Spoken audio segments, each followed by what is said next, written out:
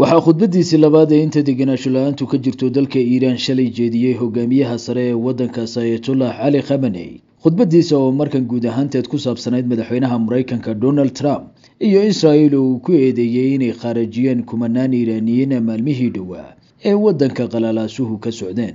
Khamenei waxa uu sheegay in kumanaanka qalalaasaha ku dhintay uu mas'uuliyadooda leeyahay Donald Trump oo uu sheegay inuu si toos ah doorkan uga qayb qaatay wixii ka dhacay Iiraan. In the past, when sedition like this occurred in the country, which we had numerous seditions. It was often the American press, second-rate politicians from America or European countries who interfered. This was a feature of this sedition that the US president himself intervened in the sedition. waagii hore faragelinada qalalaasaha quseeya waxay inooga iman jireen warbaahinta Mareykanka, siyaasiyiinta darajada labaad ee isla dalkaas ama kuwa Yurub, balse markan way ka duwaneyd oo faragelintan waxaa si toos ah ugu lug lahaa madaxweynaha Mareykanka, kaas oo uga qayb qaatay hadallo rabshad abuur ah, weero uu ku dhiirigeliyay dhibaatada ilaahan jabaad. wuxuu yiri soco oo khaaraji cida doonto waanu ku garab joognaa, kaalmadeena ciidanna waa iman doontaa. si toos ah oo aan gabasho lahayn ayuu u dhiirigeliyay waxa dhacay. si cad ayuu codkiisa ugu taageeray, isagoona qaswadayaasha ku dhiirigeliyay inuu dhaqso u kaalmayn doono.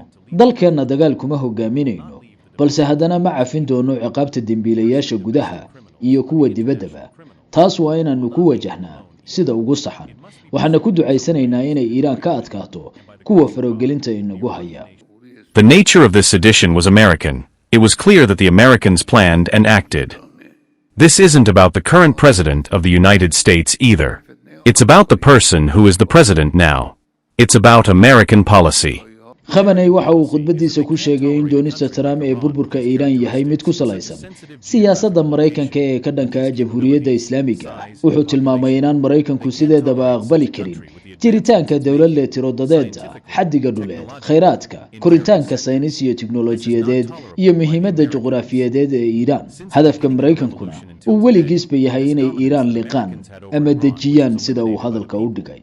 From day one, they have been thinking about reversing it, meaning placing Iran once again under their military dominance. ilaa bilowgii kacaanka waxa ay doonayeen inay Iiraan mar kale hoos geeyaan hogaamintooda military, dhaqaale iyo siyaasadeed. taasi waa hadafkooda. waxyaabaha ka cusbaa khudbadiisa waxaa ka mid ahaa inuu xusay tirada dhimashada ee qalalaasaha, taasoo ka dhigan in tiro badani ay ku nafwaayeen rabshadaha asbuucyada socda ee Iiraan. xogaha qaybtooda ayaa wariyay in tirada rabshadaha Iiraan ku dhimatay gaarto ilaa 3,000 oo qof, halka kumanaan kale u xidhxidhan yihiin ku lug lahaanshaha khasaaraha rabshaduhu sababeen, kuwa oo Khamenei xusay inaysan cafis ka heli doonin waxa ay faleen.